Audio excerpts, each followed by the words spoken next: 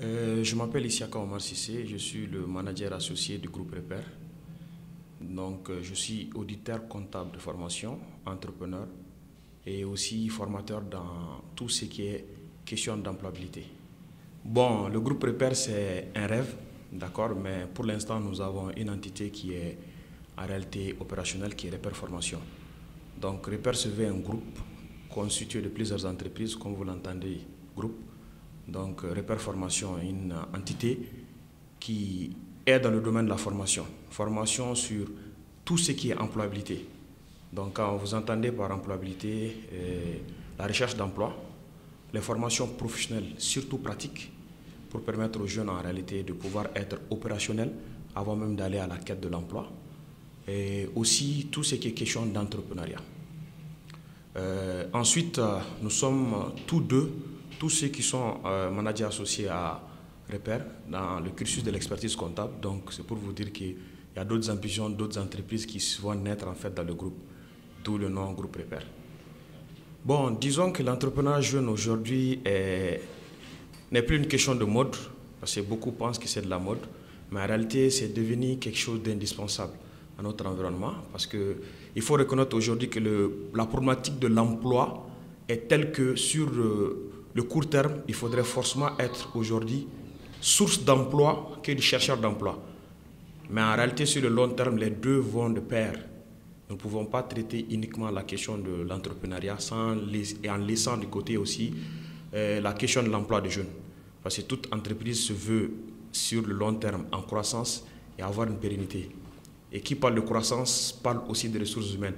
Parce qu'une seule personne peut démarrer, mais ne peut pas arriver à grand sans en fait s'entourer de personnes compétentes qui peuvent l'aider en fait à atteindre ses objectifs. Bon, disons que l'environnement malien n'est pas très propice aujourd'hui pour formaliser une entreprise.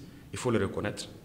C'est vrai que l'objectif final, c'est de formaliser les entreprises, créer une entreprise qui est reconnue par l'État, par tous les partenaires, qui payent normalement ses impôts, donc inscrits aux impôts. Mais il faut reconnaître qu'aujourd'hui, le cadre fiscal qu'offre le Mali n'est pas très propice à cela. Mais qu'à cela ne tienne, il est important aussi de dire qu'on peut démarrer dans l'informel. Comme je l'ai dit, aujourd'hui, le problème de financement est un sérieux problème pour les jeunes. Pour les jeunes, parce qu'aujourd'hui, le système bancaire ne permet pas aux jeunes aujourd'hui d'avoir facilement accès au financement. Donc, ce qui crée un souci, obligeant les jeunes, comme j'ai l'habitude de le dire, à commencer dans l'informel, essayer de vraiment montrer sa capacité à générer des flux et aussi à apporter une valeur ajoutée à travers son entreprise et par la suite essayer de se formaliser. Bon, disons qu'aujourd'hui, au niveau de l'entrepreneuriat, selon mon constat, les jeunes manquent en fait de culture entrepreneuriale. Parce qu'aujourd'hui, comme je l'ai dit, l'entrepreneuriat n'est plus une question de mode, mais c'est devenu quelque chose de vital pour la nation. C'est quelque chose qui est devenu un essentiel pour nous tous.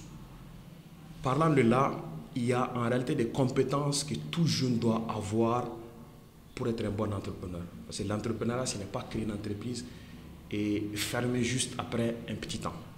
C'est quelque chose qui se veut sur le long terme. Si vous voyez les grandes entreprises qui ont réussi, il faudrait même qu'après le décès du créateur, que l'entreprise puisse continuer. Et pour que cela se passe, on doit parler, après la création, de croissance. Qui parle de croissance va jusqu'au-delà et parlera aussi de pérennité. Parler de croissance, il s'agira d'avoir les compétences aujourd'hui pour pouvoir développer un produit, pour avoir la capacité de marchander ce produit-là. Comme on le dit, marketing, vente, stratégie. Ensuite, il faudrait aussi parler de la culture financière, qui est un sérieux problème pour la jeunesse malienne, et la gestion des finances, d'abord personnelles, mais aussi la gestion des finances d'entreprise. Parce qu'on a une difficulté aujourd'hui, tous les jeunes que vous rencontrez confondent souvent chiffre d'affaires résultat.